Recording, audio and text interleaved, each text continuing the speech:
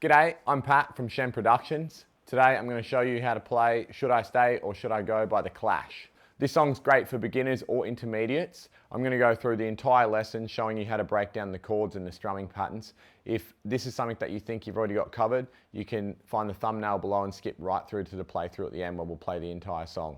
Alright, let's rip in.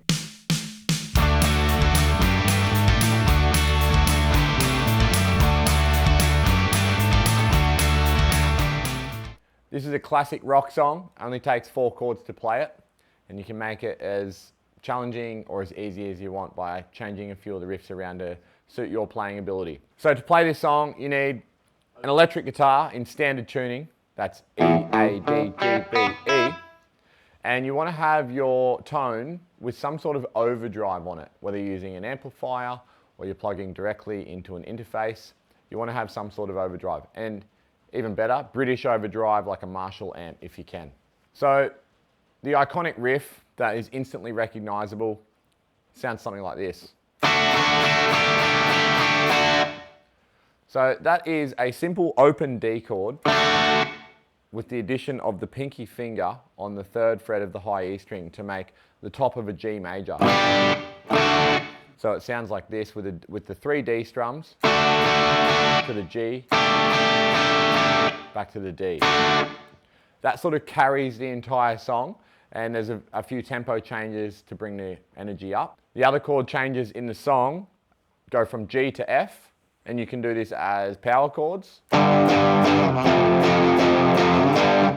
as bar chords if you've got them in your repertoire,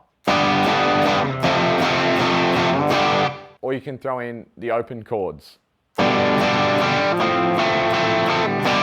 Whatever level you're at, any of those are going to work. All right, let's look at each section of the song. So we have 2 sections basically. There's a verse and a chorus section, which is similar to the verse, it's just double the speed. So the verse takes that riff that we talked about earlier, the D and the G, and you've got to strum it with the timing coming in after beat 1. So you'd count 1, 2, 3, 4, 1. And it's easy enough to play this with all down strums. So the D gets 3, the G gets 4, and then back to the D. It'll sound like this. 1, 2, 3, 4, 1. And again, 3, 4, 1. 2, 3, 4, 1. Moving over to the G and the F. 2, 3, 4, 1.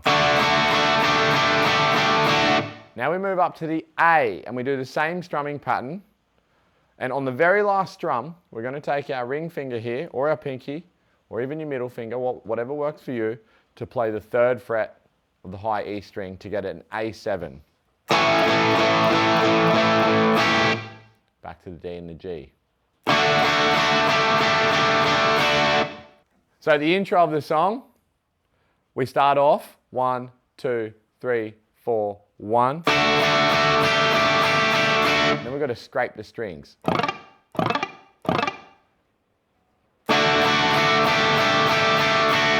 The second part, and this only happens right in the intro, you're going to pluck the 5th fret high E string, hammer on to the 8th fret. I like to use my ring finger, and then quickly slide up to the 10th fret on the high E string. And then on the 3rd one, the drums and the bass come in and the song started. So let's play the whole intro slowly. 1, 2, 3, 4, 1.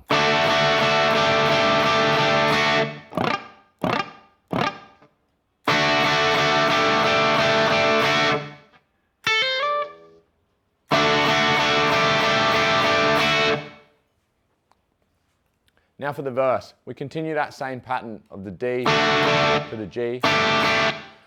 We do it 3 times, we move on to the G and the F, then we go back to the D, finish on the A. Here's the whole verse played slowly. 1, 2, 3, 4, 1. 2, 3, 4, 1. 2, 3, 4, 1. G and F for 1. D and G for 1. A, 3, 4, 1. D, 3, 4, 1. To start the song off, we hear the verse play through twice. So you repeat that exact same process again. Then we move on to the chorus. Now your signal to go into the chorus, you're going to hear the lyrics build up with the drum beat come in saying, should I stay or should I go now? When you hear that, we play the same chords in the chorus, just with a little bit of an increased ferocity and tempo. The way I like to play the chorus is like this. Should I stay or should I go now?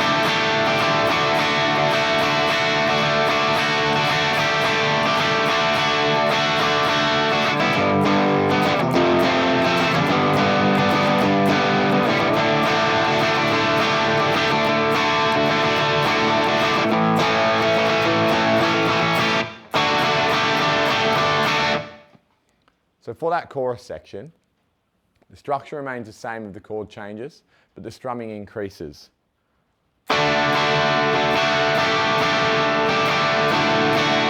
So for the strumming, we want to strike down. And we're going to go up, down quickly. Then we're going to repeat that, but with the pinky on the high G. And then take it off.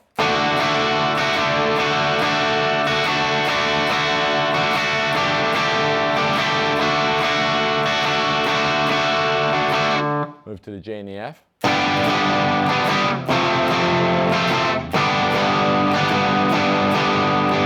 Back to the D and the G. A.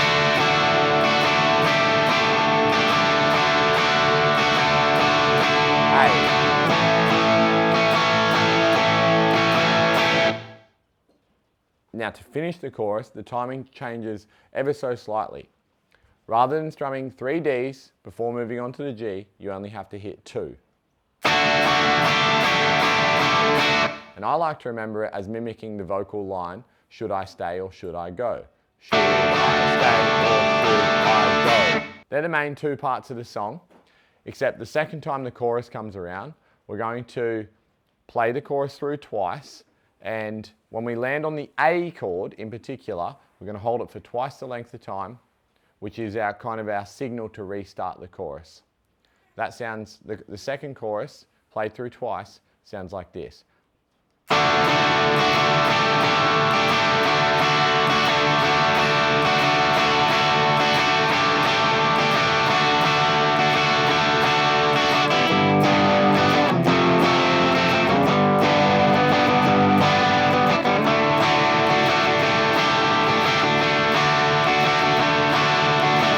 Hold the A.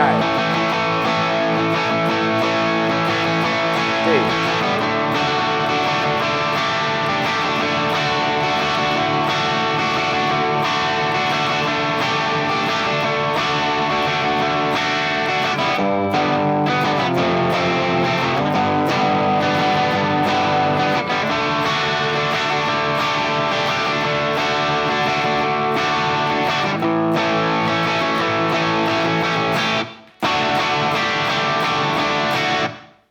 Takes us to the end of the song. So there are a couple of other little parts that we want to learn if we want to make it sound like the recording.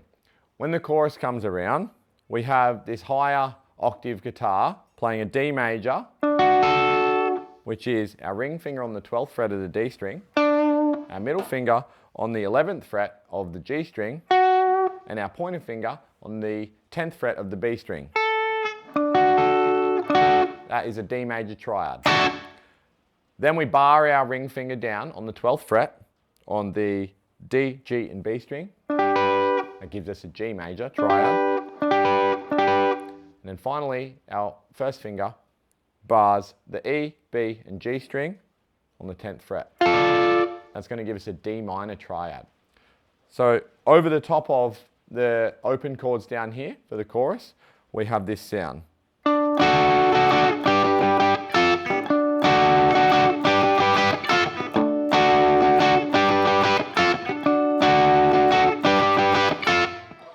So what I'm doing there, I'm sort of hitting the D note on its own and then strumming the whole chord. Then I come with an up-down stroke, bar. That's a down, up, down, up. And then just one strum on the D minor. Altogether it sounds like this.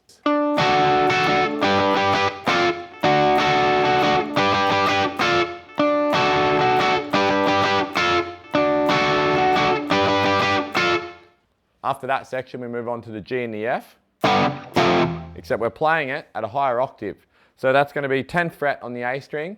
We've got an A-shaped bar chord here. So 10th fret, then 12, 12, 12. Slide that back 2 frets and we get the F. And in a moment, we're going to borrow the A up on the 12th fret. So after, we go to G.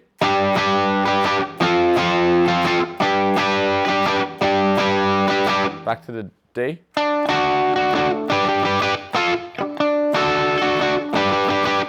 Over to the A.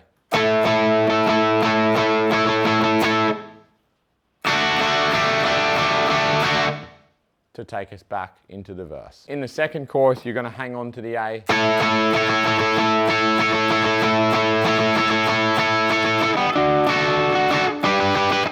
Much like we did for the first guitar, which was doing the open chords. And the final little guitar lick that you might want to learn is in the second verse, which is played through for double length of time. In the second half, we have the lead guitar is doing a bend on the 6th fret of the B string. So it's sort of thrown in amongst the rest of the riff.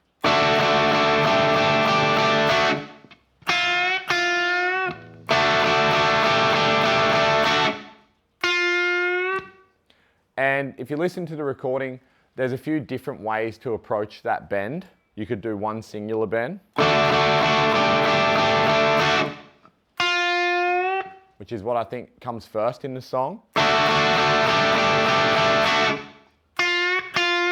A double bend. And then there's one buried in the mix somewhere where it's sort of just like a fast little bend. So play around with that area of the song and put your own spin on it.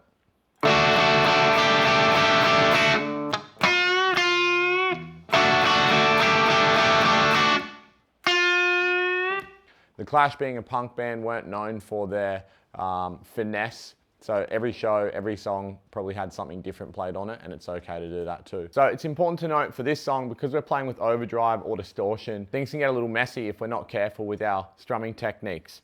So when we're playing the D and the G, if you really want to get into it and strum hard, you might want to consider having your thumb over the top, muting the other strings as much as you can, so that we're not hearing the open E string in the mix. So then that allows you to free your hand up, especially for the chorus.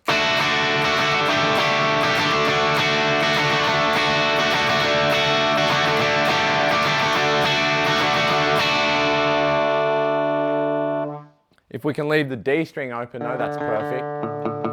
And then the E and the A string muted. So that's all the bits and pieces you need to put together the song. Thanks for watching. There's more videos coming soon. Here's the playthrough.